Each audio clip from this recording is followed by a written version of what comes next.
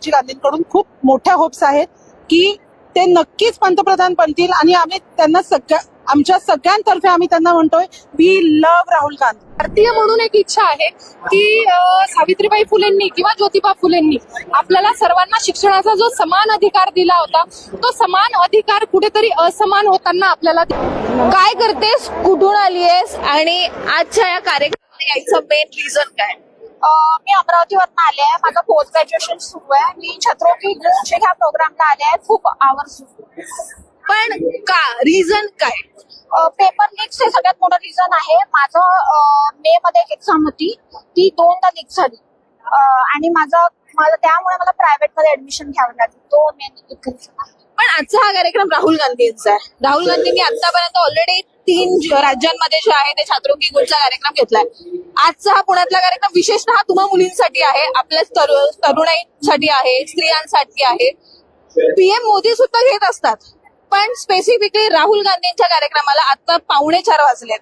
कार्यक्रम जवळपास अजून 2 ते 3 तासानंतर सुरुवात होईल. जरी 5ची वेळ असली तरी तू म्हणतेस की तू पहिलं बॅरिकेड म्हणजे थेट राहुल गांधींशी आय टू आय कॉन्टॅक्ट व्हावा ह्या करता तू या ठिकाणी येऊन तू थेटपणे म्हणालीस की मी जागा सुद्धा सोडणार नाहीये. इतकी क्रेज का?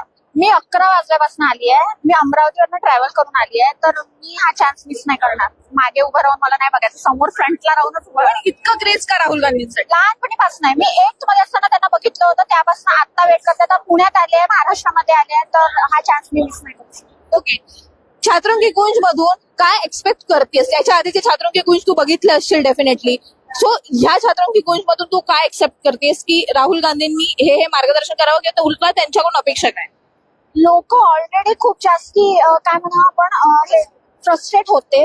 आता हळूहळू त्यांना त्यांचे सोल्युशन्स भेटत आहेत, तर लोक पण तेवढाच प्रतिसाद देतात त्यांना. पण चांगला रिस्पॉन्स मिळेल असं वाटतंय? खूप जास्त चांगला रिस्पॉन्स. तरुणाई एक्सेप्ट करते का राहुल गांधींना? हो, आता ते तर म्हणजे राहुल गांधींनी एकदम एक्स्ट्रीम लेवलवर चेंज केलाय, म्हणजे त्यामुळे तर त्यांना इन फ्युचर पीएम म्हणून वाटतं राहुल गांधी असतील? इन फ्युचर नाही, आता 6 महिन्यानंतर हे पडेल, नंतर ते पीएम म्हणून तेच येत. हे पिक स्टेटमेंट आहे खरं तर तुझं, एक पॉलिटिकल स्टेटमेंट आहे की 6 महिन्यानंतर राहुल गांधी तू ऍज अ पीएम म्हणून बघतेस. रिझन काय? रिझन म्हणजे आता रिझनच रिझन आहे. अजूनपर्यंत कुठला चेंज आम्ही बघितला नाही. कंटिन्यू पेपर लीक्स आपण बघतोय. काहीच असं नाही की जे चांगलं काही घडत नाही. आपण सतत वेट करतो, आपण सतत प्रेस कॉन्फरन्सची वेट करतो, एकही प्रेस कॉन्फरन्स होत नाही आणि कुठलंच असं बिग चेंज दिसत नाही. म्हणून आपल्याला जुनेच दिवस परत येतील असं वाटतंय. अर्थातच जुने दिवस परत येतील असं वाटतंय. आपल्यासोबत आणखी काही महिला आहेत, आणखी काही तरुणी आहेत. कुठून आलेल्या आहेत? मी निगडी रावेतवरून आलेली आहे आणि मी खास राहुल गांधींना भेटायला आली आहे आणि जमलं तर मी इथून त्यांना थँक्स म्हणणार आहे, जो त्यांनी तरुणाईसाठी जो काही पुढाकार घेतलाय आणि तरुणाईला एक विश्वास दाखवलाय की त्यांच्यासाठी कोणी नाही असं नाहीये, मी आहे. आणि आम्ही ज्या मातब्बर राजकारण्यांकडून जे आतापर्यंत अपेक्षित होतं ते कोणीही केलेलं नाहीये. त्यांनी त्यांच्या तुंबड्या भरायचं काम केलेलं आहे. त्यांनी कुठल्याही नागरिकांचा, विद्यार्थ्यांचा थोडा सुद्धा विचार केलेला नाहीये. त्यामुळे आम्हाला राहुलजी गांधींकडून खूप मोठ्या होप्स आहेत की ते नक्कीच पंतप्रधान बनतील आणि आम्ही त्यांना आमच्या सगळ्यांतर्फे आम्ही त्यांना म्हणतोय we love Rahul Gandhi. Okay, पण काही दिवसांपासून असं पण सोशल मीडियावरती सुरू आहे की पैसे देऊन विद्यार्थिनींना आणलं जाते किंवा जो काही क्राऊड आता जमा होणार आहे तो पैसे देऊन आणणार आहे. खरंच रियालिटी आहे तर तुम्हाला असं काही मिळालेत का पैसे वगैरे, काही ऑफर झाली का? माझी बॅग चेक करा, मी माझं खायचं प्यायचं सगळं सोबत घेऊन आलेली आहे आणि इथे प्रत्येक जण आपापल्या खर्चाने आलेले आणि म्हणजे हा निव्वळ RSS आणि बीजेपीच्या नालायक लोकांचं हे नॅरेटिव्ह आहे की पैसे देऊन आणले, पैसे देऊन आणले. त्यांना भुंकड्या पलीकडे काही येत नाही. त्यामुळे हे स्वतः पैसे वाटून सगळीकडे माणसं घेऊन जातात. त्यामुळे ह्या नालायक लोकांकडून त्यांच्या आलेल्या स्टेटमेंटवरती आमच्यासारख्या लोकांनी कमेंट करायची काही गरज नाही. त्यांना एवढी किंमत द्यायची काही गरज नाही. राहुल गांधींचा कार्यक्रम म्हणजे 5ची वेळ होती, जस्ट आता लँड झालेले आहेत, पुण्यामध्ये हॉटेलमध्ये आहेत. त्यांना यायला ऑलमोस्ट आता 7 वाजता अशी चर्चा सध्या सुरू आहे. तोपर्यंत तुम्ही इथेच थांबणार? हो, थांबणार. तेवढं प्रेमच आहे आमचं त्यांच्यावरती. त्याच्यामुळे त्या प्रेमाखातर आम्ही इथे किती वाजेपर्यंत उभं राहू. राहुल गांधींकडून काय अपेक्षा आहेत फ्युचरमध्ये? सगळ्या स्टुडंटचं आणि खरं तर देशाचं ब्राईट फ्युचर आणि आमची मुलं आमच्या देशाच्या बाहेर नाही गेली पाहिजेत. हे तर खरं तर सगळ्या माता बहिणी आणि आई वडिलांचं म्हणणं आहे की आमची मुलं शिक्षण करून बाहेर देशात सेटल होतात, मग आम्ही इथे एकटं काय करायचं? तर आमची अपेक्षा आहे राहुलजींकडून की आमची मुलं आमच्याच देशात राहतील, त्यांना इथेच रोजगार मिळेल, इथेच नोकऱ्या मिळतील, इथे चांगले रस्ते, चांगल्या सुविधा उपलब्ध होतील. अशा प्रकारे एक चांगलं सरकार पुन्हा प्रस्थापित होईल, याच्यासाठी आम्ही देवाकडे साकडं घालतो. आपण म्हणू शकतो विद्यार्थिनींच्या कार्यक्रमामध्ये एक आई सुद्धा आलेली आहे. काय सांगाल का की कुठून आलेला आहात आणि इतक्या लवकर विशेषतः आलेला आहात? बावधरून आलेलं आहे आणि विद्यार्थ्यांना सपोर्ट करण्यासाठी आलेलं आहे की जे की पेपर फुटी, महिलांचे प्रश्न आणि जे काही राहुल गांधी सोडू शकतील आणि पुढचे पंतप्रधान हे आम्हाला राहुलच पाहिजे. राहुल गांधींकडून एक नेता म्हणून काय अपेक्षा आहे? तरुण लोकांना, तरुण बेरोजगारांना रोजगार, त्यांचं भविष्य, मुलींचं भविष्य, त्यांना सपोर्ट, असे गोष्टी राहुल गांधी नक्कीच देतील आणि त्यांच्या इतकं कुणी नाहीये. राहुल गांधींमध्ये ती एक लिडरशिप बघताय का राष्ट्रीय पातळीवरची? कारण की त्यांना पप्पू म्हणून संबोधलं गेलंय, बरेच त्यांच्यावरती टीका झालेली आहे, त्यांच्या बोलण्यावरती टीका झालेली आहे. हे एकंदरीत बघता एक महिला म्हणून, एक भारतीय म्हणून, एक विशेषतः एक मतदार म्हणून तुम्ही ह्या गोष्टींकडे कसं बघता? राहुल गांधीकडे बघण्याचा दृष्टिकोन खूप प्रामाणिक असं व्यक्तिमत्व, प्रामाणिक घराणं, देशासाठी बलिदान दिलेलं घराणं आणि सर्वात श्रेष्ठ घराणं.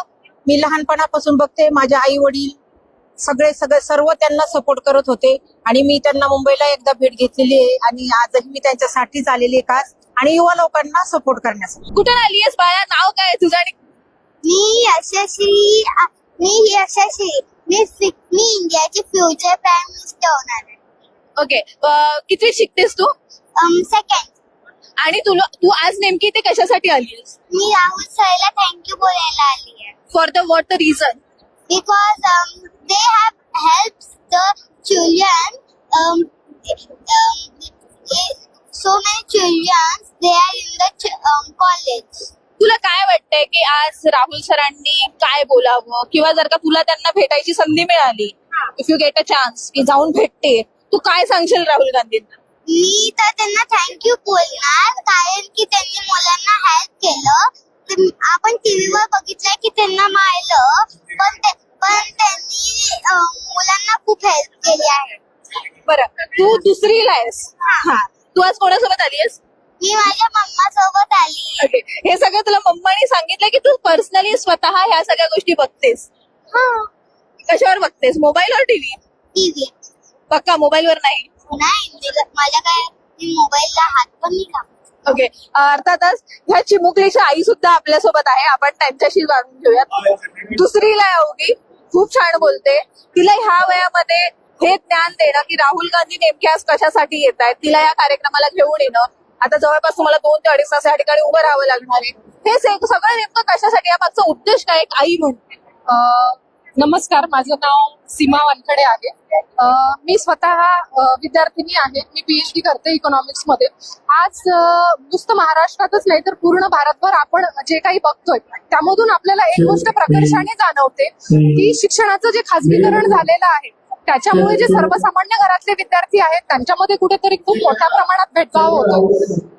तर माझी आज आपल्या माध्यमातून राहुल सरांना एकच विनंती आहे की आता तात्पुरते कुठल्याही स्वरूपाचे बदल न करता आपल्याला एज्युकेशन सिस्टीम मध्ये धोरणात्मक कायमस्वरूपी कशा पद्धतीचे बदल करता येतील याकडे आपण सर्वांनी त्यांचं लक्ष वेधलं पाहिजे. माझी एक भारतीय म्हणून एक इच्छा आहे की सावित्रीबाई फुलेंनी किंवा ज्योतिबा फुलेंनी आपल्याला सर्वांना शिक्षणाचा जो समान अधिकार दिला होता तो समान अधिकार कुठेतरी असमान होताना आपल्याला दिसतोय. कारण शिक्षणाचं खाजगीकरण, वाढत्या शाळांच्या फीज त्या प्रत्येक पालकाला अफोर्डेबल असतील असं नाही. म्हणून माझी एक इच्छा आहे की भारतामध्ये शिक्षण आणि आरोग्य याचं राष्ट्रीयकरण झालं पाहिजे, जेणेकरून गरीब असो किंवा श्रीमंत त्याची जे काही शिकण्याची इच्छा असेल किंवा एखाद्या पालकाला त्याच्या मुलीला जे काही शिकवण्याची इच्छा असेल ती पूर्ण व्हायला पाहिजे. अर्थातच शिक्षणाचं खाजगीकरण थांबावं हे मुद्दे तुम्ही सांगितले, पण या व्यतिरिक्त एक प्रश्न असा की गेल्या बऱ्याच दिवसांपासून असं सुरू आहे, 3-4 दिवसांपासून, की ह्या कार्यक्रमाला येणारा क्राऊड हा पैसे देऊन आणण्यात आलाय. खरंच अशी गोष्ट आहे का? कारण की तुम्ही स्वतः आज या कार्यक्रमाला आलेला. मॅम, माझी मुलगी 7 वर्षाची आहे. तुम्हाला असं वाटतंय का काल जे काही प्रकरण झालं एबीव्हीपी NSUI किंवा काँग्रेस, त्यानंतर कुठलीही आई आपल्या 7-8 वर्षाच्या लेकीला घेऊन अशा ठिकाणी जाणार किंवा 200-400 किती रुपये देतील देऊन देऊन? आम्ही स्व इच्छेने आमचे प्रॉब्लेम्स घेऊ आणि आमची इच्छा आहे की राहुल गांधींनी भविष्यातलं लवकरात लवकर पंतप्रधान व्हावं आणि नुसतं आमच्याच नाही तर सर्व भारतीयांच्या ज्या काही समस्या आहेत त्या सोडवाव्या. आणि आपण बघतोय की आज ते सर्वसामान्य विद्यार्थ्यांच्या पाठीमागे केवढ्या खंबीरपणे उभे आहेत हे आपण बघितलेलं आहे.